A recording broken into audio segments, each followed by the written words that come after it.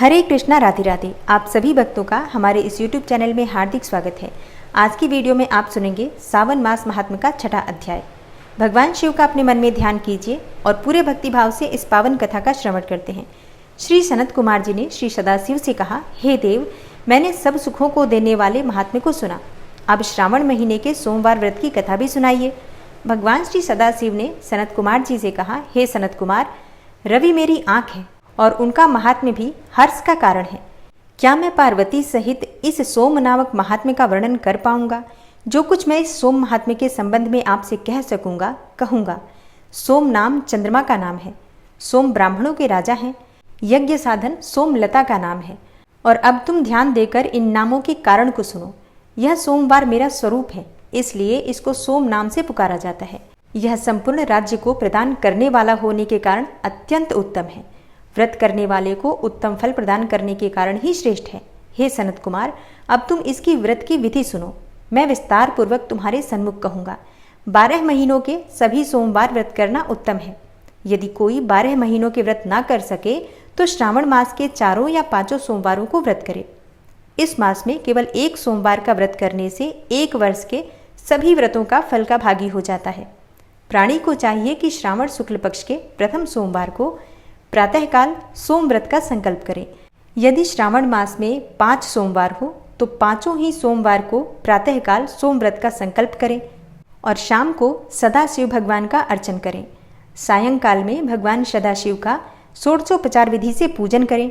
फिर एकाग्र मन से भगवान श्री सदाशिव की कथा को सुने। मैं इस सोमवार व्रत की विधि को तुमसे कहता हूँ, तुम ध्यानपूर्वक सुनो। श्रावण के महीने में पहले सोमवार को इस उत्तम व्रत को ग्रहण करना चाहिए। स्नान आदि करके हर प्रकार से शुद्ध होकर श्वेत वस्त्र धारण करने चाहिए।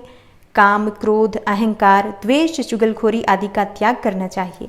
मालती, मल्लिका आदि श्वेत पुष्पों तथा नाना पुष्पों से तथा अभिष्ट उपचारों से मूल मंत्र ओम नमः शिवाय या त्रयंबकम मंत्र से अर्चन करना चाहिए और हाथ जोड़कर कहना चाहिए, सर्वभयनाशन महादेव का मैं ध्यान करता हूँ।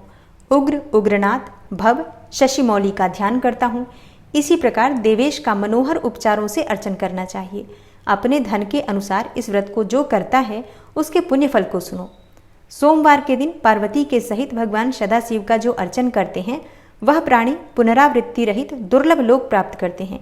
इस मास में नक्त व्रत के पुण्य को संक्षेप में कहूँगा। देव तथा दानवों से 7 जन्म के अभेद्य जो पाप हैं वह सब नक्त भोजन से नष्ट हो जाते हैं। इसमें संशय की रत्ती भर भी गुंजाइश नहीं है। इस उत्तम व्रत को उपवास द्वारा करना चाहिए। इस व्रत के करने से पुत्र की इच्छा वाले को पुत्र की प्राप्ति होती है तथा धन की इच्छा वाले को धन की प्राप्ति हो जाती है और वह इस लोक में सभी भोगों को भोग कर अंत में उत्तम विमान द्वारा रुद्रलोक को जाता है और वहां जाकर भी पूजनीय हो जाता है। इस संसार को असार जानकर, मन, धन और जीवन को चलायमान जानकर प्रयत्न से व्रतोद्यापन करना चाहिए। धन का लोभ या मोह त्याग कर अपनी शक्ति के अनुसार भगवान श्री सदाशिव और श्री पार्वती जी की वृषभ पर स्थित सोने की प्रतिमा बनवानी चाहिए। सुंदर लिंगतो भद्र मंडल बनाकर उस पर घट स्थापन करना चाहिए। घड़े के मुख पर तांबे अथवा कांसे के पात्र को रखकर उसके ऊपर पार्वती सहित भगवान श्री सदाशिव की प्रतिमा को विराजमान करना चाहिए। श्रुति, स्मृति तथा पौराणिक मंत्रों द्वारा भगवान श्री सदाशिव और माता पार्वती का अर्चन करना चाहिए। पुष्प का मंडल बनाकर उसके ऊपर एक रमणीय चंदोवा बांध देना चाहिए। रात को गीत तथा वाद्यों द्वारा जागरण करना चाहिए। अपने गृहसूत्र विधान द्वारा बुद्धिमान व्यक्ति को अग्नि का स्थापन करना चाहिए। सर्वभवनाशन आदि 11 नामों द्वारा हवन करना चाहिए। पलाश की लकड़ियों से 108 आहुतियां देनी चाहिए। घी, तिल तथा बिल्वपत्र का षडक्षर मंत्र से हवन करना चाहिए और आचार्य का पूजन करके अर्चन करके आचार्य को गोदान में देनी चाहिए। 11 विद्वान ब्राह्मणों को भोजन करवाना चाहिए और उनको 11 घड़े कांसे के पात्रों सहित देने चाहिए। पूजा करने के बाद प्रधान देव तथा देव पर चढ़ी हुई सामग्री आचार्य को दे देनी चाहिए। फिर भगवान सदाशिव से प्रार्थना करना चाहिए कि हे भगवान सदाशिव, मेरा व्रत पूर्ण हो। इस व्रत से भगवान सदाशिव प्रसन्न हो। इसके बाद प्रसन्नतापूर्वक अपने परिवार के सदस्यों के साथ मिलकर भोजन करना चाहिए। जो मनुष्य इस विधान के द्वारा व्रत को धारण करता है वह जिस वस्तु की भी इच्छा करता है वह उसे प्राप्त हो जाती है। ऐसा मनुष्य इस लोक में बहुत समय रहकर अपने इष्ट भोगों तथा पदार्थों को भोग कर अंत में उत्तम विमान द्वारा शिवलोक में जाकर पूजित हो जाता है। इस सोमवार व्रत को पहले भगवान श्री कृष्ण जी ने किया था, उसके पश्चात उत्तम राजाओं और धर्मात्माओं ने किया। सोमवार व्रत के महात्म्य को जो भी सुनेगा वह भी इस व्रत के फल का भागी होगा। ओम नमः शिवाय। आज की वीडियो में आपने जाना भगवान भोलेनाथ के द्वारा श्रावण मास के सोमवार के व्रत की विधि। तो आज की कथा यहीं समाप्त करती हूँ और मिलती हूँ मैं आपसे कल की कथा में।